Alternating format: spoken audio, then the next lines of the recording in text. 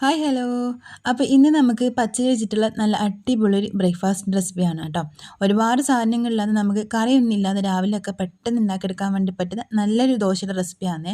അപ്പോൾ എന്താണെന്ന് ഇതുപോലെ ഒന്ന് ട്രൈ ചെയ്ത് നോക്കുക. ഇഷ്ടമായിക്കണേ ലൈക്ക് ചെയ്യാൻ, സബ്സ്ക്രൈബ് ചെയ്യാനും ഷെയർ ചെയ്യാനും കമൻറ്റ് ചെയ്യാനും മറക്കല്ല കേട്ടോ. അപ്പോൾ നമുക്ക് ഈ റെസിപ്പി ഉണ്ടാക്കിയെടുക്കാനായിട്ട് ഇതാ ഒരു കപ്പ് പച്ചരി ഒരു പാത്രത്തിലേക്ക് ഇട്ട് കൊടുത്തിട്ട് 3-4 തവണ നമ്മൾ എന്നും ചെയ്യുന്ന പോലെ തന്നെ 3-4 തവണ നന്നായിട്ടൊന്ന് കൈയ്യെടുക്കാം കേട്ടോ. കൈയ്യെടുത്തതിന് ശേഷം നമുക്ക് ഇതിൽ സോക്ക് ചെയ്യാൻ വേണ്ടി മാറ്റി വെക്കാം. അപ്പോൾ ഈ ഒരു ദോശ നമുക്ക് ഉണ്ടാക്കിയെടുക്കാൻ വേണ്ടിയിട്ട് ഒരുപാട് സമയം നമ്മൾ പച്ചരി സോക്ക് ചെയ്യേണ്ട ആവശ്യമില്ല കേട്ടോ. 1-2 മണിക്കൂർ മാത്രം മതിയാവും. 2 മണിക്കൂറൊക്കെ വെച്ചിട്ടുണ്ടെങ്കിൽ നല്ലതാണ്, അത്രയേ ഉള്ളൂ കേട്ടോ. അപ്പോൾ നമ്മളിത് അതിലേക്ക് കുറച്ച് വെള്ളമൊക്കെ ഒഴിച്ച് കൊടുത്തിട്ട് ഒന്ന് സോക്ക് ചെയ്യാൻ വേണ്ടി മാറ്റി വെക്കുന്നുണ്ട്. ഇപ്പോൾ ഇതൊരു 2 മണിക്കൂർ കഴിഞ്ഞിട്ടുണ്ട്. നമ്മളെ പച്ചരിയൊക്കെ നന്നായിട്ട് കുതിർന്നതാണ് ഈ ഒരു പാകത്തിനായിട്ടുണ്ട് കേട്ടോ. അപ്പോൾ നമ്മളിതാ സോക്ക് ചെയ്തെടുത്തിട്ട് നമ്മളെ പച്ചരിയുടെ വെള്ളമൊക്കെ ഒന്ന് കളഞ്ഞിട്ട് ആ ഒരു പച്ചരി മാത്രമായിട്ട് നമ്മളിതാ മിക്സിയുടെ ജാറിലേക്ക് മാറ്റി കൊടുക്കുന്നുണ്ട് കേട്ടോ.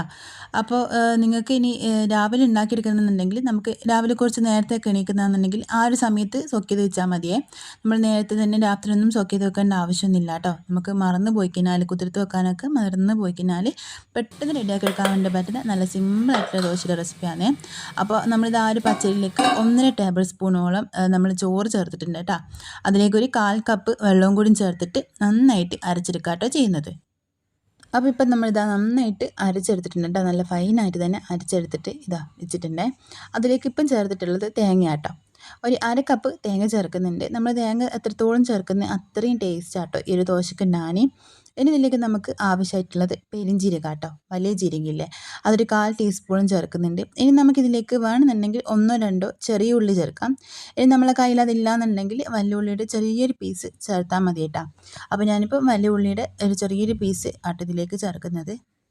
അപ്പോൾ അതും കൂടി നമ്മളിതിലേക്ക് ചേർത്തതിന് ശേഷം ഇനി നമുക്ക് ആവശ്യമായിട്ടുള്ളത് കുറച്ച് തേങ്ങ വെള്ളം കേട്ടോ. ഇനി നിങ്ങളുടെ കയ്യിൽ തേങ്ങ വെള്ളം ഇല്ലെങ്കിൽ കുഴപ്പമൊന്നുമില്ല, നമുക്കിതിലേക്ക് സാദാ വെള്ളം ചേർത്താലും മതിയേ. അപ്പോൾ ഞാനിപ്പോൾ ഇതിലേക്കൊരു 1/4 കപ്പോളം തേങ്ങ വെള്ളം കേട്ടോ ചേർക്കുന്നത്. അപ്പോൾ തേങ്ങ വെള്ളമാകുമ്പം നല്ല ടേസ്റ്റ് ആട്ടോ ഉണ്ടാകും. നമ്മൾ ഈ ഒരു ദോശൻ്റെ ആ ഒരു ടേസ്റ്റ് തന്നെ മാറി നമുക്ക് അടിപൊളിയായിട്ട് ഉണ്ടാക്കിയെടുക്കാൻ വേണ്ടി പറ്റും. നല്ല ടേസ്റ്റ് നല്ലൊരു രുചിയാട്ടോ ഉണ്ടാകാൻ. അപ്പോൾ അതിതാ നമ്മൾ അതും കൂടി ചേർത്തിട്ട് നന്നായിട്ട് അരച്ചെടുത്തിട്ടുണ്ട്. നിങ്ങൾക്ക് വേണമെന്നുണ്ടെങ്കിൽ സാദാ വെള്ളം ചേർക്കാൻ കുഴപ്പമൊന്നുമില്ല. അപ്പോൾ നമ്മളെ കയ്യിലേതാ ഉള്ളത് അത് ചേർത്താൽ മതി കേട്ടോ. അപ്പോൾ അതിലേക്ക് ഞാനിപ്പം ആവശ്യത്തിലുള്ള ഉപ്പും കൂടി ചേർത്ത് കൊടുത്തിട്ട് നന്നായിട്ട് മിക്സ് ആക്കി എടുത്തിട്ടുണ്ട്. അപ്പോൾ ഇതാ ഈ ഒരു രീതിക്ക് വേണം നമ്മളിത് അരച്ചെടുക്കാൻ. നമ്മൾ ആദ്യം നന്നായിട്ട് ഫൈനായിട്ട് അരച്ചെടുത്തിട്ടുണ്ടല്ലോ പച്ചരിയും ചോറും കൂടിയിട്ട്. എന്നിട്ട് നമ്മൾ തേങ്ങയും ജീരകം ഉള്ളിയും ചേർത്തിട്ട് ചെറുതായിട്ട് തരിതരിപ്പുള്ള രീതിക്ക് വേണം കേട്ടോ അരച്ചെടുക്കാൻ വേണ്ടിയിട്ട്. ഇത് റെസ്റ്റ് ചെയ്യാൻ വേണ്ടി മാറ്റി വെക്കേണ്ട ആവശ്യമൊന്നുമില്ല. ഉപ്പൊക്കെ ഇട്ട് നന്നായിട്ട് മിക്സ് ആക്കിയതിന് ശേഷം നമ്മളിതാ ഇതുപോലൊരു ദോശക്കല്ല് വെച്ചിട്ട് അതിന് മുകളിലേക്ക് നമ്മൾ സാധാരണ ദോശയൊക്കെ ഉണ്ടാക്കിയെടുക്കുന്ന പോലെ തന്നെയാണ് കേട്ടോ ചെയ്യുന്നത്. അധികം പരത്തി എടുക്കുന്നില്ല, ചെറുതായിട്ടൊരു തടിയുള്ള രീതിക്കാട്ടോ നമ്മൾ ദോശ റെഡിയാക്കി എടുക്കുന്നത്. ഇനി നമുക്കിതൊന്ന് അടച്ച് വെക്കാം. എന്നിട്ട് മുകൾ ഭാഗം ഒന്ന് ആറി വന്നാൽ മതി, ഒരുപാട് അങ്ങ് ആറിക്കിട്ടേണ്ടിയില്ല. ഈ ഒരു പാകത്തിന് ആക്കിയാൽ നമുക്കിതിൻ്റെ മുകളിലേക്ക് വെളിച്ചെണ്ണ വേണമെന്നുണ്ടെങ്കിൽ വെളിച്ചെണ്ണ ആക്കാം, ഓയിലാക്കാം, ഗീ ആക്കാം കേട്ടോ.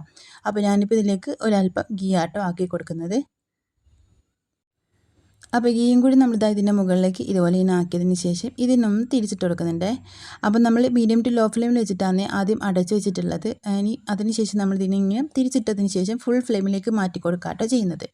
ഇനി ആ ഒരു സൈഡ് ഭാഗം ഒന്ന് കളറൊന്ന് മാറി തുടങ്ങിക്കഴിഞ്ഞാൽ നമുക്കിതിൻ്റെ വേറൊരു പാത്രത്തിലേക്ക് മാറ്റി കൊടുക്കാം കേട്ടോ.